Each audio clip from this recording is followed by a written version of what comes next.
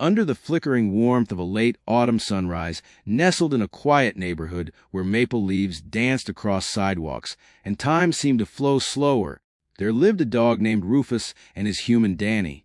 Rufus was a rescue, a mutt with golden fur and amber eyes that seemed to carry the weight of unspoken stories. He'd been found shivering behind an old diner on the outskirts of the city, ribs showing, paws raw, and eyes darting with every sound. From the moment Dani knelt beside him, offering the back of her hand and the soft sound of her voice, something shifted. It wasn't just the beginning of a pet and owner bond. It was the quiet, powerful meeting of two broken souls trying to trust the world again. But their journey was far from the storybook kind. Rufus was not the kind of dog who settled in quickly. Every creak in the floor, every slam of a door, every raised voice on the television sent him scrambling under the bed, his entire body trembling like a leaf in a storm. Walks were no better. Passing trucks, barking dogs, even the flutter of a bird's wings could freeze him in place, eyes wide, heart racing. Dani had never had a dog before. She had no idea dogs could carry this kind of fear in their bones. But Rufus wasn't just any dog. He was a survivor, and survivors often needed a different kind of love. At first, Dani tried what the internet suggested: calming treats, soft music, even leaving the TV on when she went out. But Rufus still chewed the corners of the couch when she was gone. He'd pace, cry, scratch the door until his nails bled. Dani began to feel helpless. Was she failing him? Had she taken on more than she could handle? Friends gently hinted that maybe Rufus wasn't the right fit. But Dani saw something in his eyes. Not defiance, not stubbornness, just a deep, raw fear, like he'd been waiting too long for someone to understand him. One evening, after Rufus had nearly bolted into traffic during a thunderstorm, Dani sat on the floor beside him, soaked and shaking, both of them curled in silence. She reached for her phone and typed in, "Vet, approved ways to manage dog anxiety." It was the beginning of everything. The next morning, she scheduled an appointment with Dr. Laurel, a soft-spoken veterinarian who specialized in behavioral therapy. The clinic smelled of lavender and antiseptic, a strange mix of calm and clinical. Rufus trembled under Dani's arm as Dr. Laurel knelt down, not to poke or prod, but simply to let Rufus sniff her hand. "He's got trauma," she said gently. "This isn't just nervousness. This is anxiety rooted in fear conditioning. But with time, structure, and compassion, we can help him feel safe again." That sentence stuck with Dani like a whisper she carried in her pocket. Structure, compassion, safety. That day, Dr. Laurel gave her a plan. Not just pills or quick fixes, but a holistic strategy rooted in understanding. The first step was routine. Dogs with anxiety crave predictability. Dani began waking up at the same time, feeding Rufus at exact intervals, and creating a rhythm to their day that became familiar. Walks were shorter but more frequent, and always followed the same route. Gradually, Rufus began to anticipate the world instead of fearing it. Next came the training, not obedience, but confidence, building exercises. Dr. Laurel taught Dani how to use positive reinforcement to reshape Rufus's triggers. If a truck passed by and Rufus froze, Dani would calmly crouch beside him, offer a treat, and speak in the soft, sing-song voice he was learning to trust. "You're okay, buddy. That was loud, huh? But look, we're together."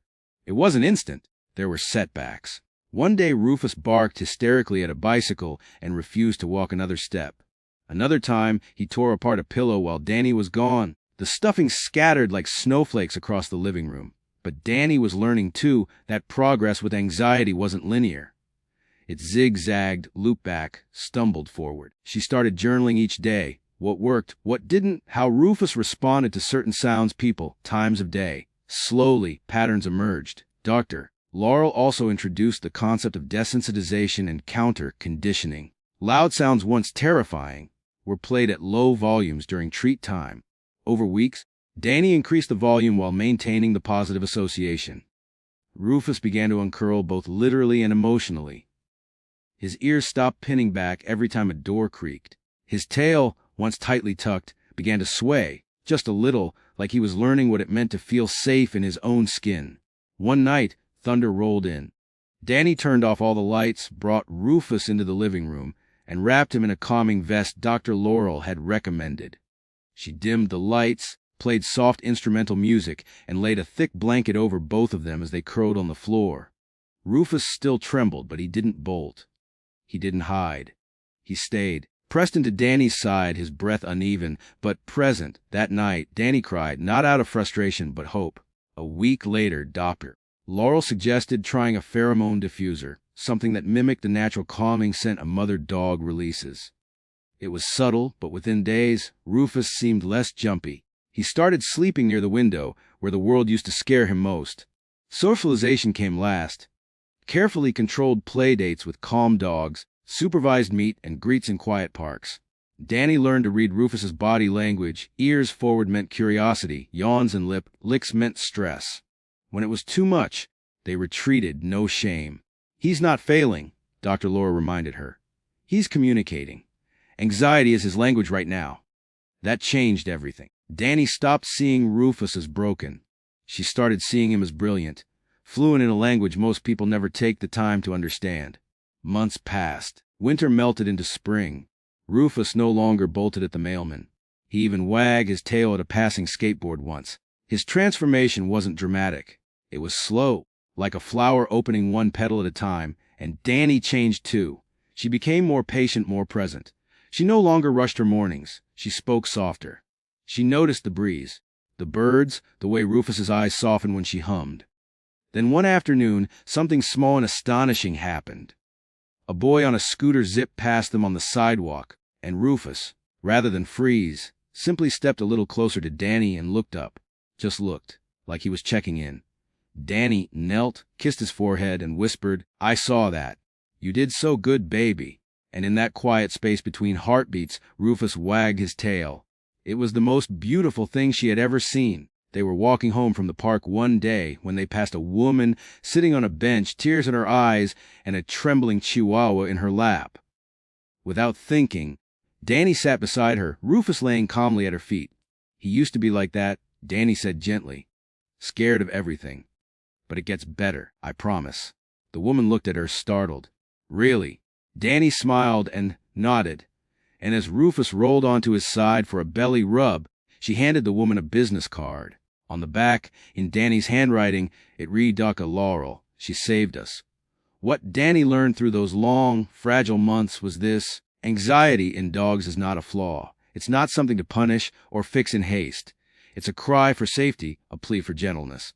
With the right tools, structured routines, gentle training, calming aids, socialization, vet guidance, and deep, unwavering love, dogs like Rufus don't just survive. They bloom. They show us how to slow down, how to listen, how to lead with empathy. And in return, they give us the kind of trust that moves mountains. Rufus would always be sensitive. Some days would still be hard, but Dani no longer measured success by perfection. She measured it by courage. The kind that shows up quietly, one paw in front of the other. They now volunteer at shelters together, sitting with scared dogs in corners of kennels.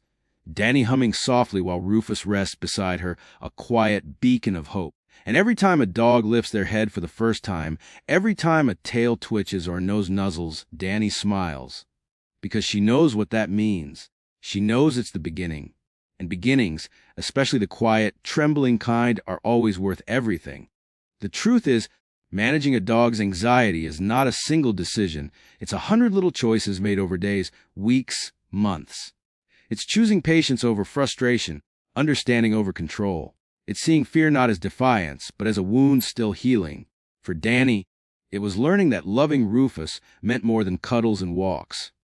It meant showing up in the hard moments, in the trembling silences, and in the storms both inside and out. The journey had never been about fixing Rufus. It had always been about helping him feel safe enough to show who he really was beneath the fear. And when he did, when his tail wagged, when he met her gaze with soft eyes instead of darting glances, it was more powerful than anything she could have imagined. Every dog with anxiety has a story. Maybe it's one of neglect or sudden loss, or simply a nervous system wired to feel more deeply. But behind every frightened bark or trembling paw is a soul aching to be understood. With the right guidance, those dogs don't stay frozen in fear. They learn to live, to trust, to love. Techniques help, yes. Routine gives them grounding. Desensitization opens the door to bravery. Pheromones, calming vests, slow exposure to triggers. All these are powerful tools. but no vet-approved method matters more than the heart behind it. Because no treatment works without commitment, without someone willing to sit on the floor, rain-soaked and exhausted, whispering, "It's okay, I'm here," into the ear of a dog who hasn't yet learned what safety feels like. Rufus became a symbol of that truth, not just to Dani, but to the people they met, to the woman at the park, to the sheltered dogs they visited, to the vet techs who used to brace for impact when they saw his name on the schedule and now greeted him with smiles and belly rubs. His story was never just about anxiety. It was about transformation, about what happens when we refuse to give up on someone simply because they're hard to love at first. When we stay, when we wait, when we whisper again and again, "You're safe now. You don't have to run anymore." That's the power of managing dog anxiety with compassion and science together. It's not a battle, it's a dance. One where trust is earned, not forced. Where progress is quiet, not loud. Where healing looks like a tail wag, a deep breath, a dog curling up next to their human after a storm. It's in the small victories. The mailman walked by and nothing broke. A thunderstorm passed and no furniture was shredded. A child ran past and your dog stayed grounded. Those are the signs. Those are the milestones. That is healing. And sometimes we rescue turn around and rescue us right back. Dani didn't just save Rufus. He reminded her how to slow down, how to be present, how to sit with discomfort and still choose love. He showed her how healing never rushes, how it never yells, how it always whispers. That's the gift of a dog who feels deeply. They teach us to feel too. So if you're watching this with a dog who hides, who shakes, who barks too much or seems broken, know this: they are not broken. They are asking for help in the only way they know how. And if you listen, if you show up again and again, if you follow the steps, work with your vet, offer structure, safety, and unconditional love, you'll begin to see the shift. Slowly, gently, beautifully. Because anxious dogs don't need to be fixed. They need to be believed in.